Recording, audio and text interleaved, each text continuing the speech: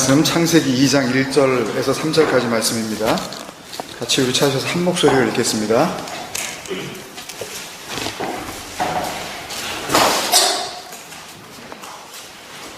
읽겠습니다. 천지와 만물이 다 이루어지니라. 하나님이 그가 하시던 일을 일곱째 날에 마치시니 그가 하시던 모든 일을 그치고 일곱째 날에 안식하시니라. 하나님이 그 일곱째 날을 복되게 하사 거룩하게 하셨으니 이는 하나님이 그 창조하시며 만드시던 모든 일을 마치시고 그날에 안식하셨음이니라. 아멘. 창세기 13번째 시간입니다. 오늘 본문은 금요기도회에서 지금 진행하고 있는 그 십계명 말씀 가운데 저지난주에 나눴었던 십계명 6번째 본문이기도 했었죠. 출애굽기 20장 8절부터 11절 말씀과 같은 내용입니다. 특히 출애굽기 20장 11절 말씀과 오늘 본문은 정확하게 일치하는 그런 말씀이에요. 그래서 사실은 오늘 말씀은 저지난주에 이미 다 한 거로 봐도 이렇게 전혀 무리가 없습니다. 왜냐하면 같은 말씀이니까. 그냥 그 말씀 듣기로 하고 그냥 마칠까요? 그래서 십계명 6번째 그 말씀 나누었었던 진리로의 완성, 핫쏴바, 그것을 잘 들으신 분들은 사실은 오늘 설교가 별로 필요가 없습니다. 그리고 또 동일한 또 설교를 할 수도 없기 때문에 또 오늘 말씀을 나누려고 하는 그 내용들은 어떻게 보면 그 말씀에 이어지는 말씀으로 우리가 나눠야 될 줄로 믿습니다. 그러니까 오늘 말씀은 십계명 지금 진행하고 있는 내용들을 잘 들어오신 분들에게는 굉장히 수월하게 이렇게 다가갈 것이고, 그렇지 않은 분들에게는 조금 어려우실 수도 있을지 모르겠습니다. 같이 말씀을 나누실 때에 하나님께서 출애굽기에서 우리에게 주셨던 그 약속의 말씀, 그리고 창세기를 통해서 주시려는 이 창조의 능력, 그 은혜가 공히 우리에게 주어지기를 소망합니다. 창조의 이야기 마지막 날, 이제 7번째 날의 말씀인데요. 우리말 성경을 비롯해서 번역 성경들은 지난주 그 본문으로 이제 창세기 1장 31절이 끝나지 않았습니까? 거기까지를 이제 창세기 1장으로 편집을 해서 이렇게 번역을 해놨지만, 원문 히브리어 성경에는 오늘 본문인 2장 3절까지가 같은 문서 안에 기록되어져 있는 이어지는 말씀이에요.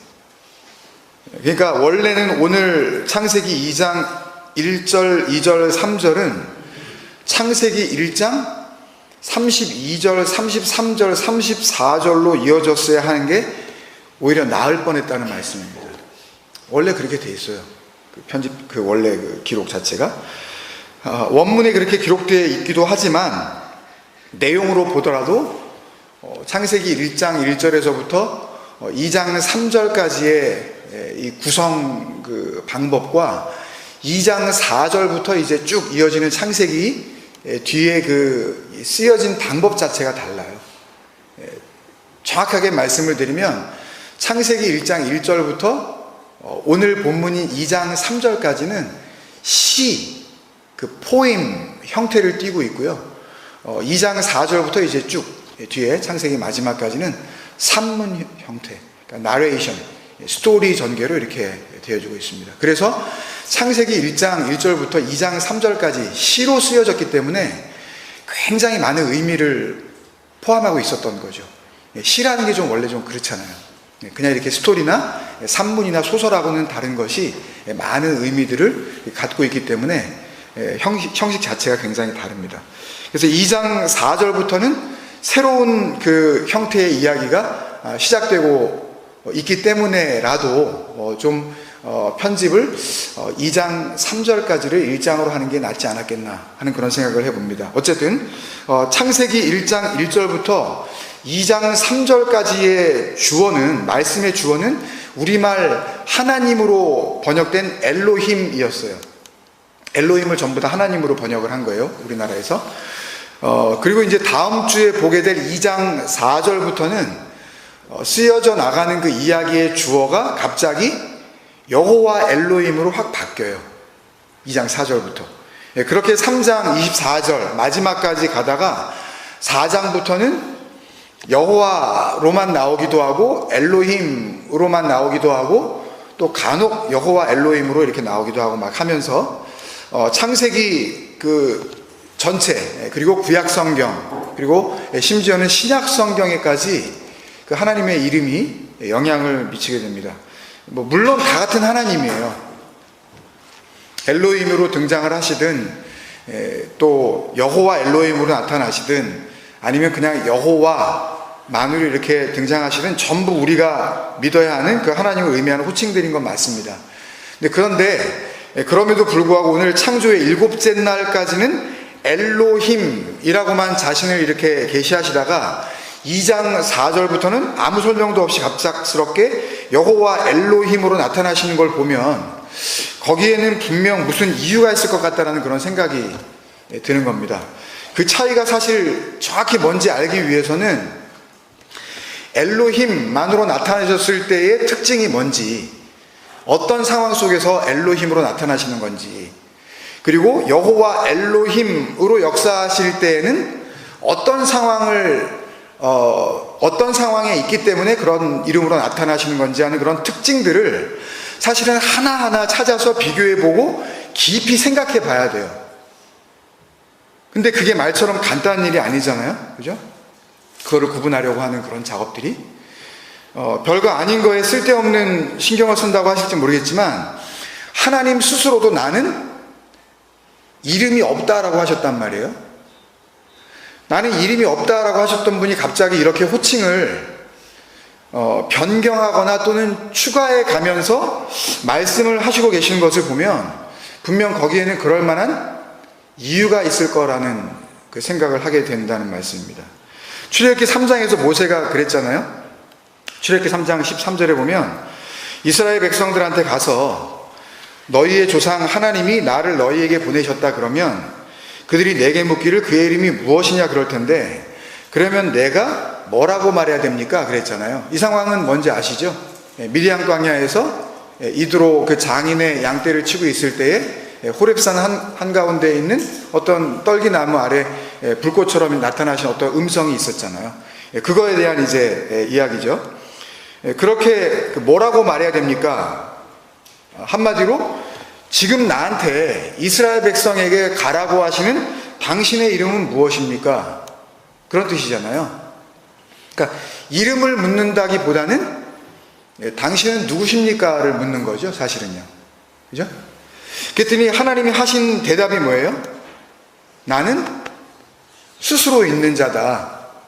이거 그 십계명 5번째 시간에도 했기 때문에 또 이게 궁금하신 분들은 그것도 잘 살펴보시면 됩니다.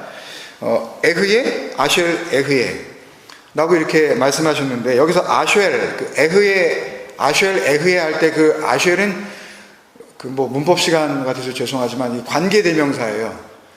그래서 뭐뭐라는, 뭐뭐인 그런 뜻이고, 그리고 있는 것, 존재하는 것, 나로 번역된 그 에흐예, 그러니까 그 관계대명사 앞뒤로 이렇게 2번 쓰여졌는데 물론 사전적 의미는 같아요. 그냥 한 단어니까. 근데 앞에 있는 에흐예는 모세, 그리고 그 모세가 가서 만나야 될 이스라엘 백성이라는 너라는 상대적 개념에 대한 나를 말씀을 하시고 계신 거고요.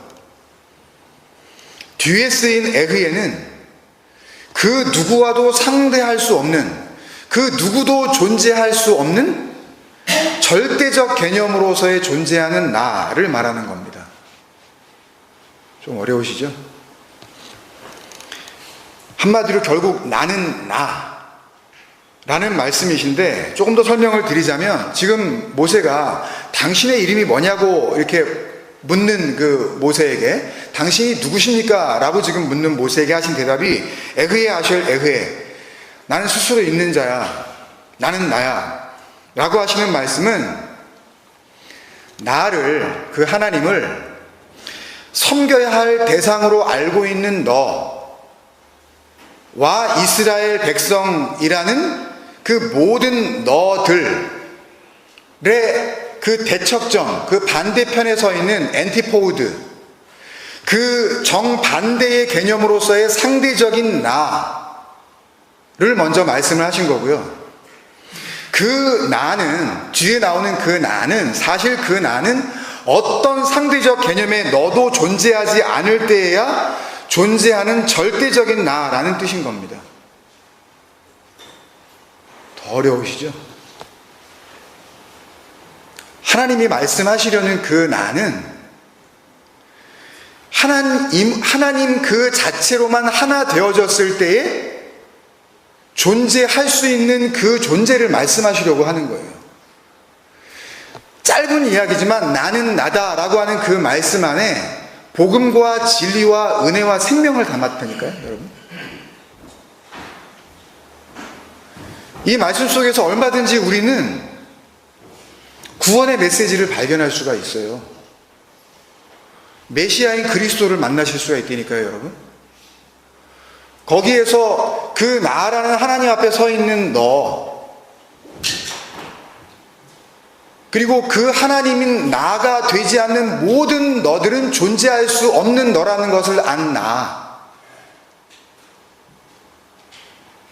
그 안에 담겨놓으신 하나님의 부르심, 그 은혜, 그 소망을 발견할 수 있으시기를 정말 주님의 이름으로 축원드립니다. 눈을 열어주셔야 돼요. 그러니까 이 이름이 뭐냐고 물을 때에 나는 나는 스스로 있는 자다 라고 하신 그 말씀은 우리가 생각하는 그런 이름이 아니에요. 모세가 하나님 당신의 이름이 무엇입니까? 물었습니다. 근데 이미 모세가 이 질문을 하기 전에 하나님이 앞서서 나타나셔서 뭐라 그랬냐면, 나는 내 조상의 하나님 엘로힘 아비카, 자기가 엘로힘이라 그러셨어요. 그 다음에 아브라함의 하나님, 이삭의 하나님, 야곱의 하나님이라 그러셨단 말이에요. 엘로힘이라 그러셨어요. 엘로힘 아브라함, 엘로힘 이삭, 엘로힘 야곱, 이렇게 말씀하셨거든요. 엘로힘이라고 알려주셨어요. 우리가 부르는 그 하나님. 그랬단 말이에요. 나는 엘로힘이야. 4번씩이나 엘로힘 엘로힘 엘로힘 그러셨어요. 근데 그 엘로힘이 하나님의 이름이 맞다면, 그러면 모세가 더 이상 안 물었을 거 아니에요. 아, 엘로힘. 그리고 엘로힘으로 대화를 시작하였을 것이고, 그 다음에 내가 이스라엘 백성들한테 가가지고 이스라엘 백성들이 누가 보냈냐 그러면, 나 니네 조상들의 그 엘로힘, 그 하나님이 보냈어 라고 그렇게 대답했을 거 아니에요. 그렇지 않아요?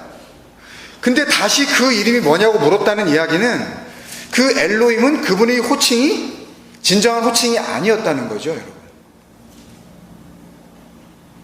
그러니까 괜히 하나님 그러면서 뭐 너무 이렇게 연연해 하실 필요 없습니다. 어차피 이름이 없으신 분이에요.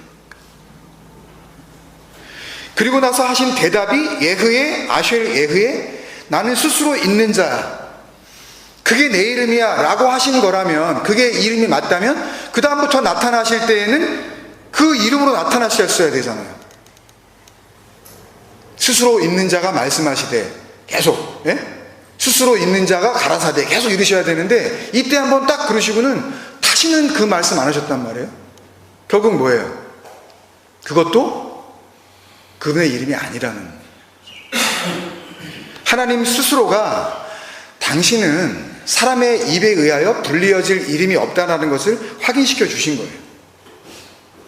그러면 창세기 1장부터 오늘 본문이 2장 3절까지의 주어로 등장했었던 그 엘로힘 이라는 그 하나님은 대체 뭐고, 또 2장 4절부터 등장하는 여호와라는 그 호칭의 그 하나님은 뭔가 하는 의문이 생기잖아요. 그죠? 그 의문을 해결해 주시면서 동시에 오늘 본문에서 일곱째 날에 하나님께서 하시던 일을 마치셨다, 하시던 일이 이제 끝났다, 그치셨다, 이렇게 3번씩이나 이렇게 말씀을 하시는데, 그 하시던 모든 일이 무엇인지 그것을 알려주고 설명해 주는 중요한 말씀이 이 모세와 하나님의 대화 이후에 이어지는 말씀 가운데 우리에게 주어집니다. 한번 보겠습니다. 출애굽기 6장 2절부터 나오는데요. 이름도 없으시다고 했었던 그분이 엘로힘이라고 하시기도 하다가 또 여호와라고 그러시기도 한 이유가 뭔지, 출애굽기 6장 2절입니다. 하나님이 이건 엘로힘이죠. 근데 이건 이름이 아니라 그랬어요. 모세에게 말씀하여 이르시되 나는 뭐라 그랬어요? 여호와라 그러셔요. 지금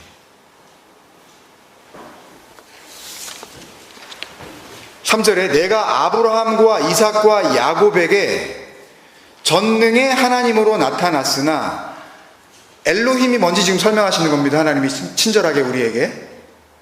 그러니까 전능이라는 엘로힘이란 뜻이에요. 나중에 또 설명드리겠지만요.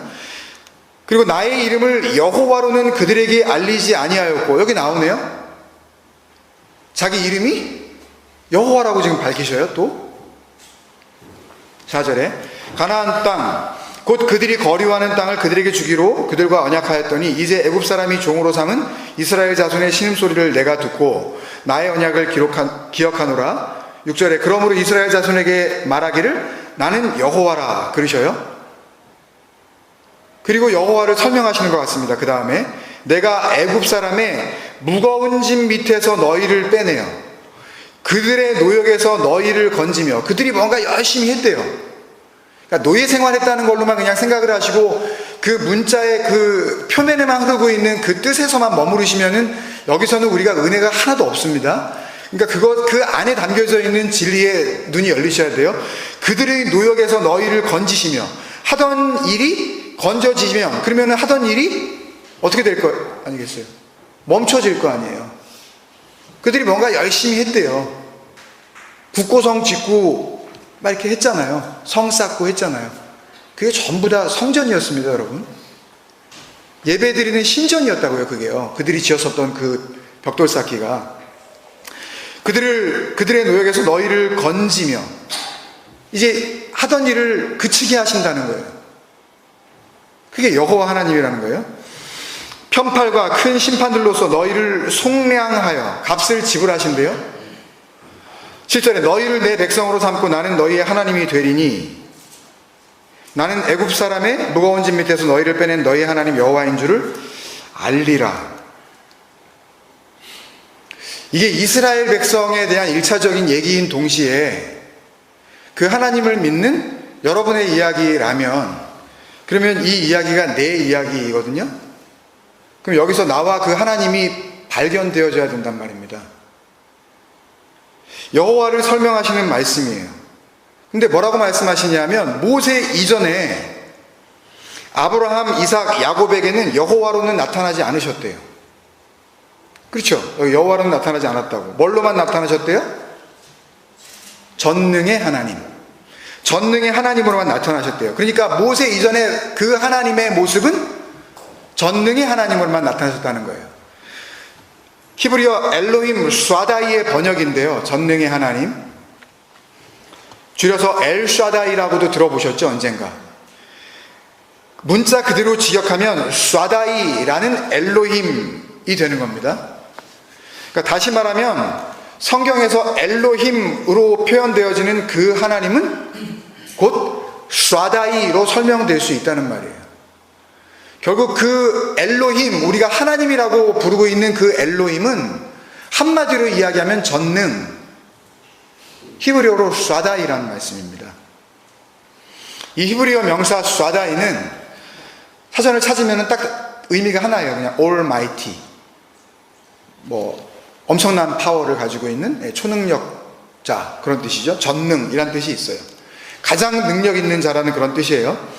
근데 이 단어의 어원이 샤다드인데, 이 샤다드는 찢기다, 헐리다, 죽임을 당하다라는 의미의 동사예요.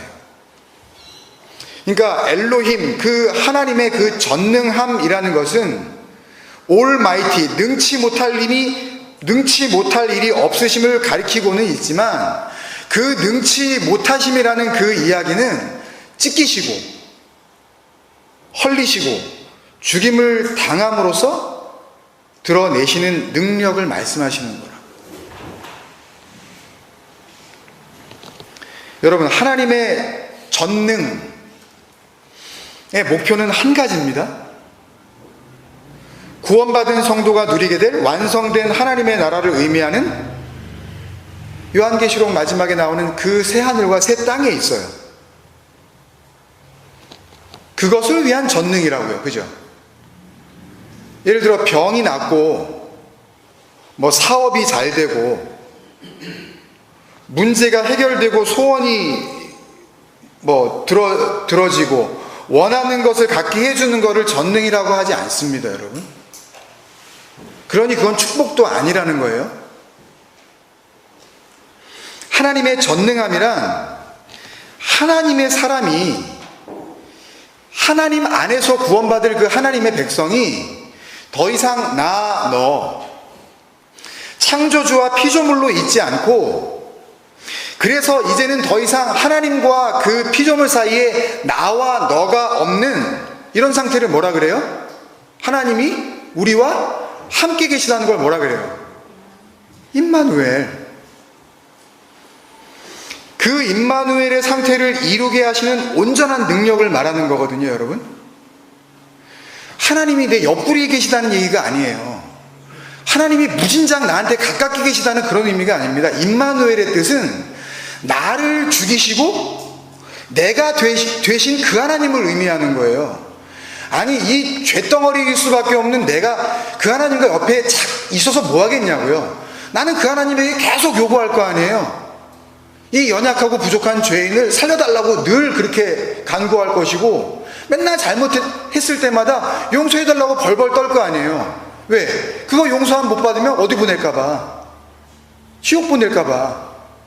맨날 그 무시무시한 그 하나님이라는 영감탱이와 그 앞에서 용서함 받고 은혜를 받아서 천국에 들어가야 벌벌 떠는 죄인인 나, 이 상태 더 이상 더 이하도 없을 거 아니에요, 교회를 다니면서도. 그러니까 내가 뭔가 하나님 앞에 잘 보이는 일을 하게 되면 마음이 편안해져서 은혜를 받은 것 같다가 뭔가 내가 좀 깨름직한 일을 하게 되면 그 하나님이 그걸 뻔히 알고 있을 것 같아서 벌벌 떨면서 괜히 마음이 불편해지는 거. 그게 어떻게 임마누엘이냐고요. 계시록 21장 1절에 이렇게 말씀을 하십니다. 또 내가 새 하늘과 새 땅을 보니, 사도 요한이 지금 고백하는 거죠. 처음 하늘과 처음 땅이 없어졌고 바다도 다시 있지 않더라. 그 창세기 1장에 나왔었던 그 바다, 그게 없어진 거예요. 완성된 최후의 하나님의 나라를 지금 설명하고 있는 겁니다. 3절에 내가 들으니 보좌에서 큰 음성이 나서 이르되 보라, 하나님의 장막이 사람들과 함께 있음에 하나님이 그들과 함께 계시리니 그들은 하나님의 백성이 되고 하나님은 친히 그들과 함께 계셔서, 옆에 따로 있는 그 함께가 아니라 예전에 에베소 할 때 그 메타노에오 할 때 그 메타인데요, 그들 속에 있는 거예요. 그들 안에 거하시는 겁니다. 그들 속에 있는 그 함께를 말하는 거고, 그들 속에 그 하나님이 들어가 버리셔서 사실은 이제 그 하나님과 나 사이에 더 이상 2인칭이라는 것은, 세컨드 퍼슨, 나 너라는 것은, 그런 상태는 남아있지 않은 그런 상태를 하나님이 나와 함께 하시다 그러는 거예요. 그게 은혜 받은 자의 삶이라고요. 그게요. 그러니 어떻게 오락가락 할 수가 있겠냐고요. 하나님과 똑같이 된 그들이라는 뜻이 하나님은 친히 그들과 함께 계셔, 그겁니다, 여러분. 그들을 뭐가 되게 하신다고요? 하나님 되게, 엘로힘 되게 하신다는 말씀이에요. 원문에 보면 그 호데오스라고 안 돼 있어요. 아우토스 데오스, 신된 그들, 이렇게 돼 있어요. 하나님께서 그들과 함께 하심으로 말미암아 하나님 되게 하신 그들, 이렇게 돼 있다고요. 그 전까지는 호데오스 그 하나님 계속해서 그 엘로힘에 대해서 강조를 하면서 설명을 해 나가다가 여기 와서 하나님이 함께 계셔 그러면서 그들을 신된 그들이라고 이렇게 고쳐주고 있다고요. 이게 전능하신 하나님이 이루시는 일이거든요. 이게 전능이에요, 여러분. 이게 전능. 그런데 이 전능하신 일을 그 밑에 22절에 뭐라고 그러냐 하면요, 22절을 보세요. 요한계시록 21장 22절. 성 안에서, 이 성 안에서는 하늘과 새 땅을 거룩한 성 예루살렘이라고 또 10절에 부릅니다. 그 성 안에서 내가 성전을 보지 못하였으니 이는 주 하나님 곧 전능하신 이와, 이게 나오죠? 전능하신 이와, 이게 엘로힘 샤다입니다. 그 전능하신 이와 및 어린 양이 그 성전이심이라, 이렇게 번역을 해놨는데 원문에 맞게 직역을 하면 이렇게 되어 있습니다. 그 성 안에 그 새하늘과 새 땅, 구원받은 하나님의 그 백성들이 그 하나님이 되어 영원히 살아가야 할 그 나라, 그 안에서 내가 성전을 보지 못한 이유는 전능하시니 주 하나님이 그곳에 성전이시며 또한 어린 양이었기 때문이다 라고 되어 있어요. 이렇게 번역을 해야 맞는 거예요. 원문에는 그 성 안에서 내가 성전을 보지 못한 이유는 전능하시니 그 주 하나님이 그곳에 성전이시며, 하나님이 성전이시라고요. 또한 어린 양이었기 때문이다. 누가요? 전능하신 이가. 전능하신 이가 어린 양이었다고요. 전능하신 이가 어린 양으로 계속 있어 왔다는 말씀이에요. 창세기 22장 14절에 아브라함이 이삭을 잡으려고 이렇게 칼을 높이 들었을 때 준비하신 그 어린 양, 여호와 이레의 그 어린 양, 이스라엘 백성들이 애굽을 나올 수 있게 만들어준 그 발리어진 그 어린 양의 피, 유월절 어린 양, 그리고 신약에 와서는 요단강에 세례 받으시러 오시는 그 예수 그리스도를 보면 요한이 뭐라 그래요? 세상 죄를 지고 가는 하나님의 어린 양을 보라 그러죠.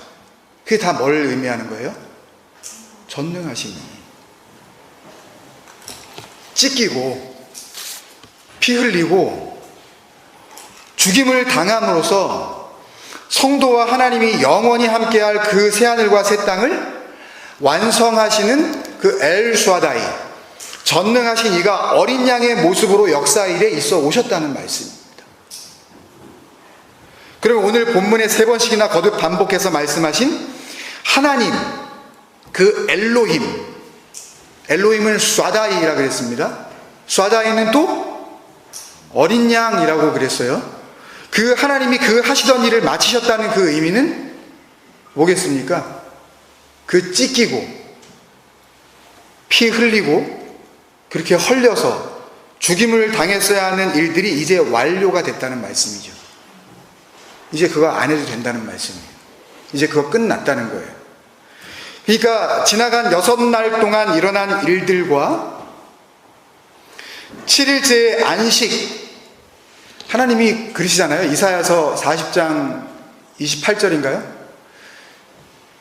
너희를 창조하신 이는 피곤치 아니하시고 곤비치 아니하시고 그러신 하나님인데 6일 동안 이렇게 지으신 그 창조의 일을 마치고 6일 동안 좀 빡세게 일을 했더니 좀 힘든데, 그리고 7일째 좀 내가 쉬어야 되겠는데, 그리고 쉬신 안식, 그런 쉼이 아니란 말입니다. 이 안식은 뭔가 안 하는 거예요. 일을 더 이상 할 필요가 없게 된 상태를 의미하는 그 안식이에요.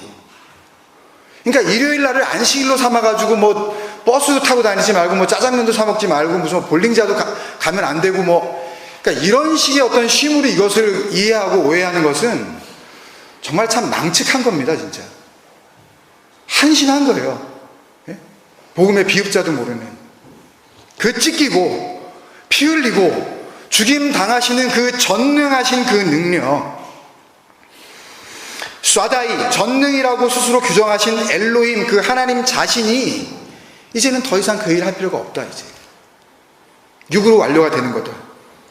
그래서 그 엘로힘이 누구신지 알려주신 것과 동시에 그 어린 양이신 전능하신 하나님이 역사 속에서 찢기고 피 흘리고 죽임당하는